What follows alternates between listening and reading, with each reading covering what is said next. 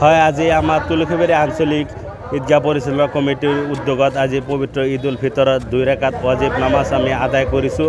আৰু উক্ত নামাজত আমাৰ ইমামতি কৰে হাফিজ কাৰী মৌলানা হিফজুৰ ৰহমান চাহেব, কামৰূপ জিলাৰ অভিজ্ঞ আলিম।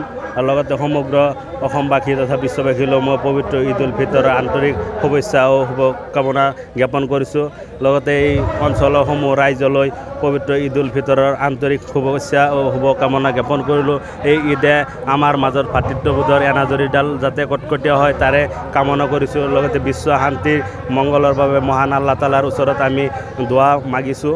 লগতে সমূহ অসমবাসী ৰাইজলৈ সদয়সত পবিত্ৰ ঈদ উল ফিতৰৰ আন্তৰিক শুভেচ্ছা আৰু শুভকামনা জ্ঞাপন কৰিছোঁ। ধন্যবাদ। আজি বতৰ সুন্দৰভাৱে হৈছে। আমি পবিত্ৰ মাহে ৰমজান অন্তত আমি এই পবিত্ৰ ঈদ উল ফিতৰৰ নামাজ আজি আদায় কৰিবলৈ পাই নথৈ আনন্দিত হৈছে। আৰু সৰ্বশেষত সকলোৱে নামাজৰ শেষত সকলোৱে আলিংগন কৰিছোঁ।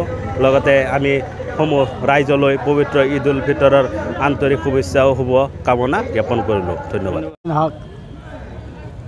আসসালামু আলাইকুম রহমতুল্লাহ বরকাতুহ। আজি তুলসীবাড়ি আঞ্চলিক ঈদগার ঈদ উল ফিতরের 2 রাকাত ওয়াজিব নামাজ আদায় হয়ে গেল ইনশাল্লাহ। আল্লাহ তালা আমাকে তৌফিক দিলে আল্লাহ রসুলের শুক্রিয়া আদায় কৰিছোঁ আলহামদুলিল্লাহ। আৰু এই অঞ্চলৰ মানুহবিলাক বহুত ভালেৰে নামাজটো আদায় কৰিব পাৰিলে। আৰু আল্লাহ তালা ওচৰত দোৱা কৰিছোঁ আল্লাহ তালা যাতে এইবিলাক সব মানুহবিলাকক আগন্তুক ঈদ উল আজহাৰ নামাজ ভালকৈ আদায় কৰিবলৈ তৌফিক দিয়ে।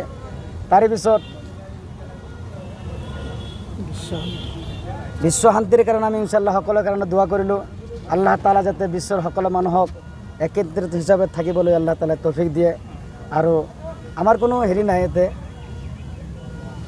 এইখিনি